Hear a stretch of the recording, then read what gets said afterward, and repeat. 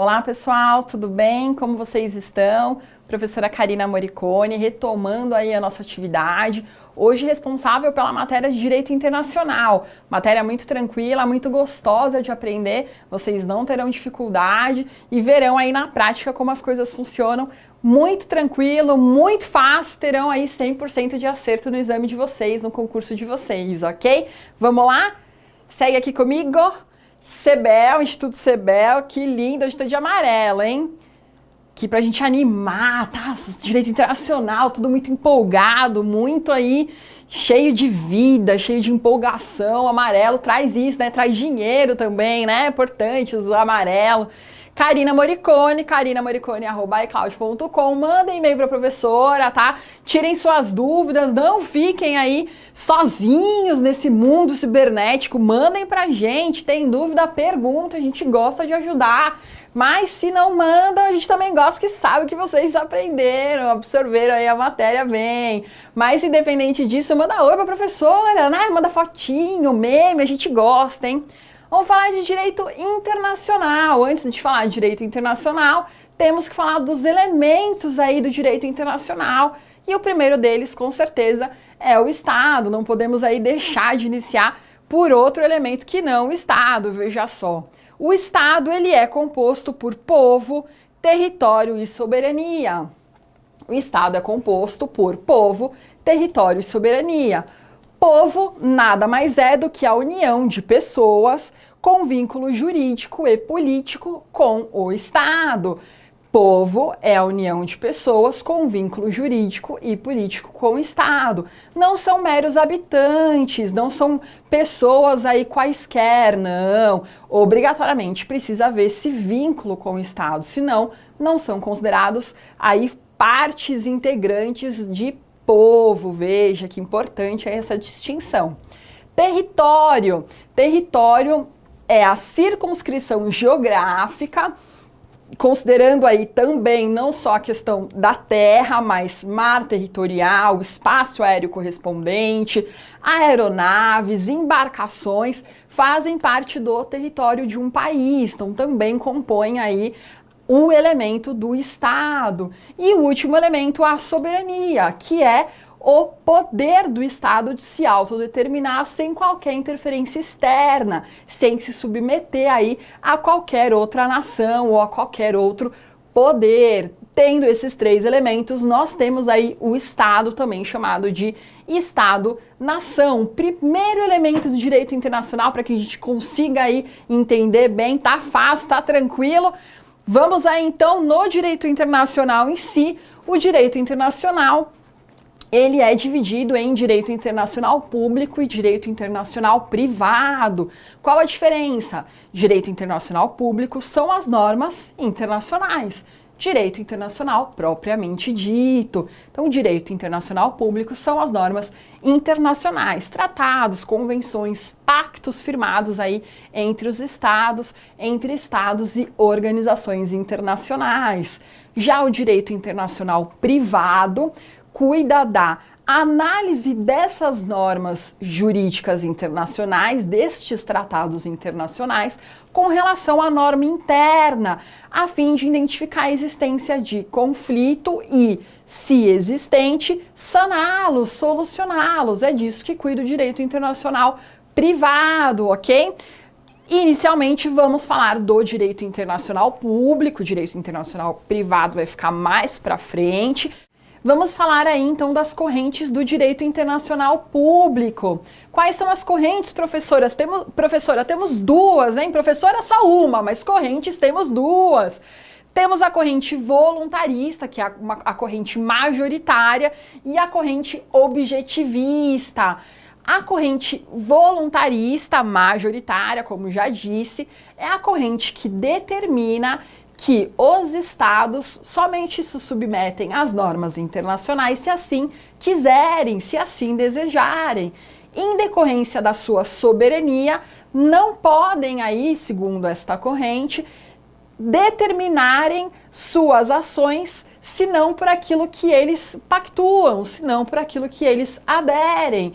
Caso contrário, estaríamos aí sim falando de uma submissão de um Estado a outro. Veja só, não teria lógica diante aí da estrutura que temos, da forma como nós hoje identificamos aí o mundo atual, o mundo cotidiano. Não há como justificar aí uma realidade que não através da voluntariedade, da iniciativa aí desses países em adentrarem a determinadas organizações, a estabelecerem certos pactos que não a sua vontade, que não o seu interesse, ok? Logo, como corrente minoritária e absolutamente escrachada por todos, temos a corrente objetivista, que se opõe aí totalmente a essa ideia, dizendo que as normas internacionais se aplicam sim aos países, mesmo que eles não tenham aderido ou não tenham pactuado aí de maneira originária, devem ou deveriam, né, mas acertadamente dizendo, responder aí aos demais estados de acordo com as normas promulgadas. Olha que loucura, veja que não tem muita lógica se estamos justificando a soberania de um estado. Mas fica aí pra gente, é bom que a gente conheça, pode cair na nossa prova, ok? Então, sabendo aí as correntes e sabendo já da existência do principal elemento do direito internacional, que é o Estado, vamos entrar aí nas diversas personalidades jurídicas internacionais. São diversas, são várias aí. Então falamos primeiro do Estado, que está aqui, ó, em primeiro lugar, com personalidade jurídica originária, obviamente. Em segundo lugar, nós temos as organizações internacionais, então ao contrário, com uma personalidade jurídica derivada. Professora, já me confundi em Estado, organização internacional, o que é isso? Calma e fiquem tranquilos, aqui tá muito fácil, hein? O Estado, façam de conta que são vocês aí entrando no time de futebol, vocês estão sozinhos querendo aí ser escolhidos ou aí entrarem no time que vocês prefiram.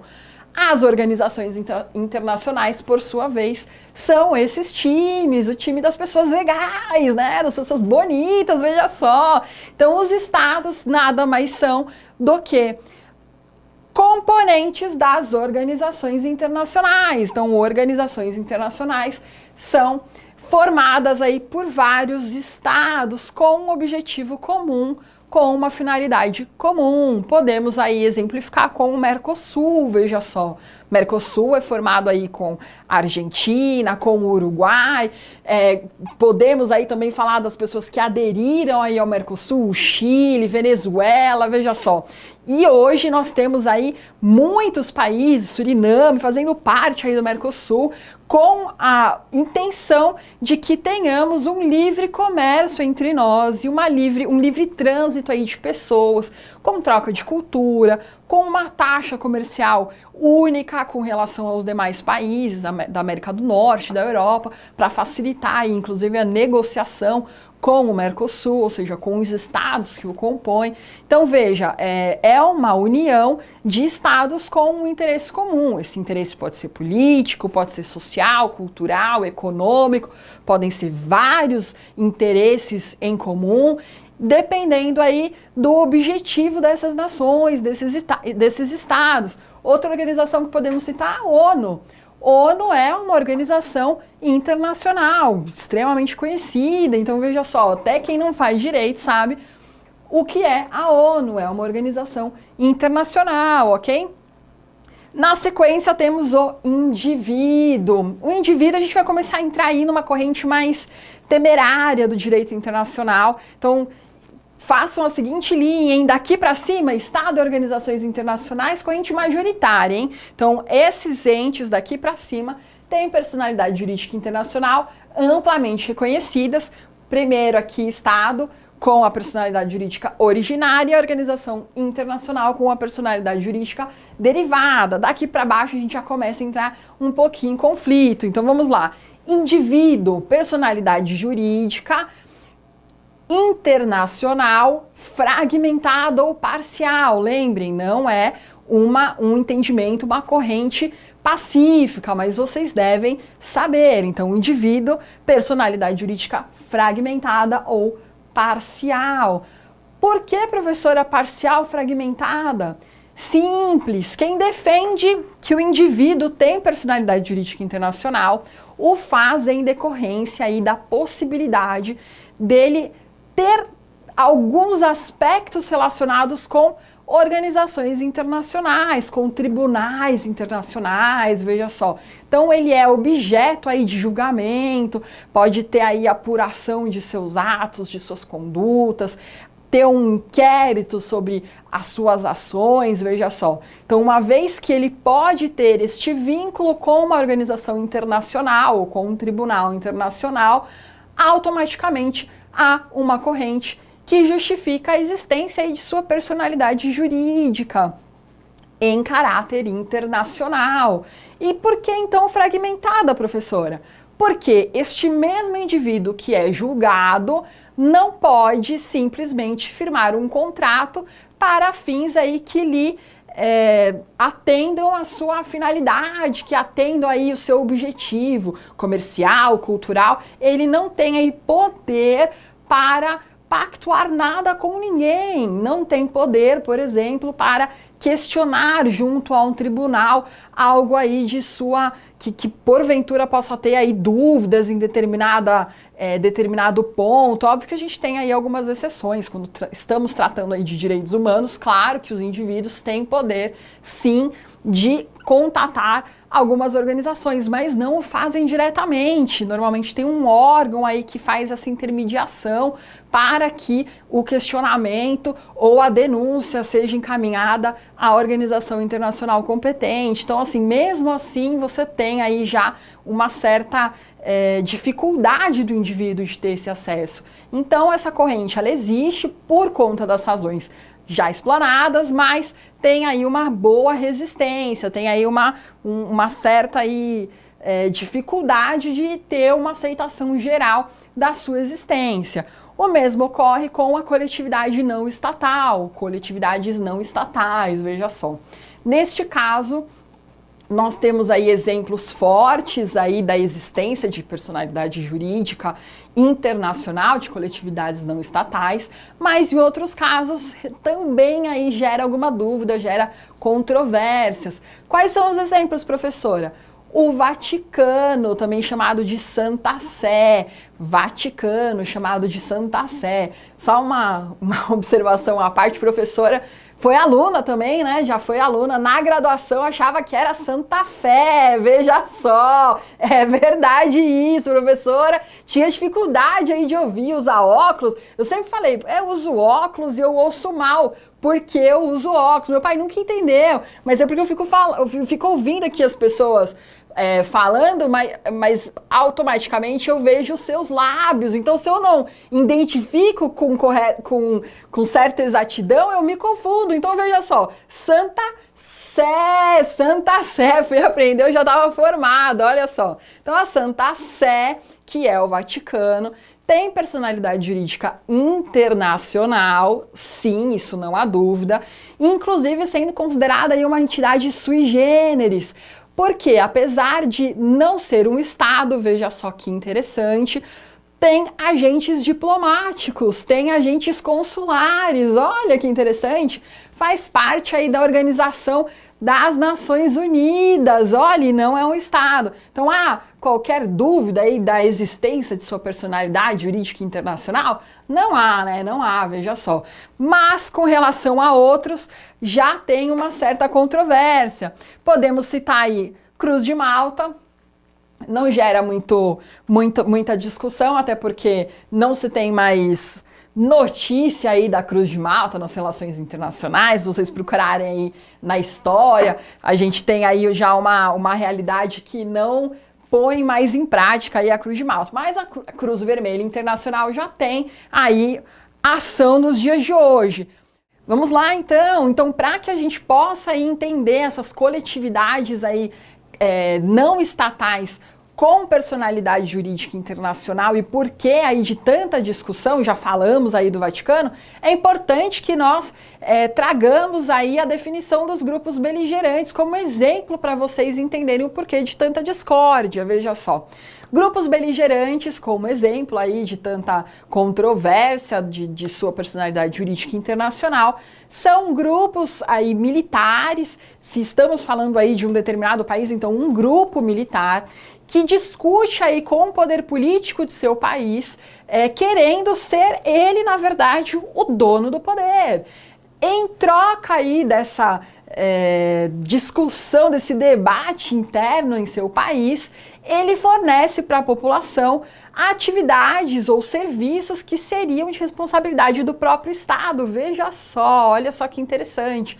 Vamos usar um exemplo aqui bem maligno, vamos lá? A gente tem um problema aqui no Brasil com as milícias, olha só, com as milícias.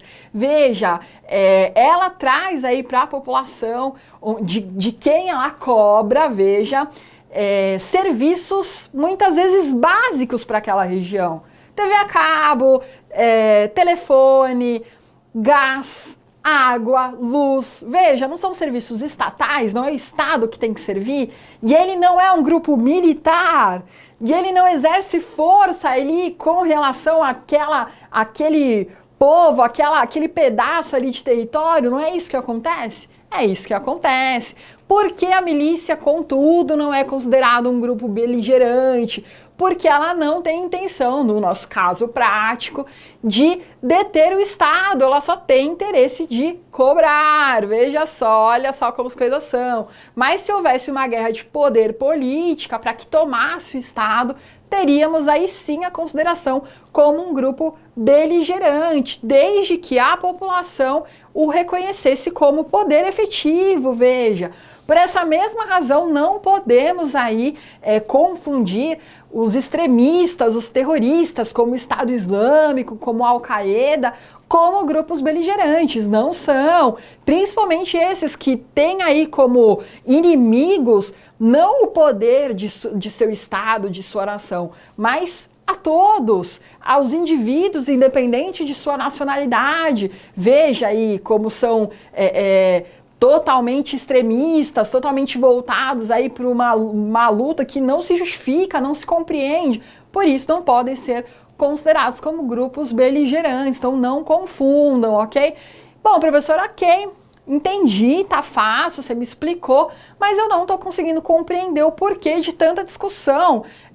Porque aí tem esse debate da existência ou não da personalidade jurídica internacional dessas coletividades não estatais. Veja só, vocês já viram aí na prática os grupos beligerantes pactuando com organizações internacionais ou com outros estados?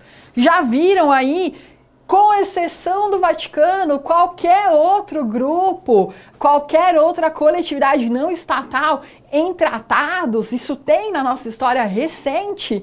Não tem, né? Não tem, veja só.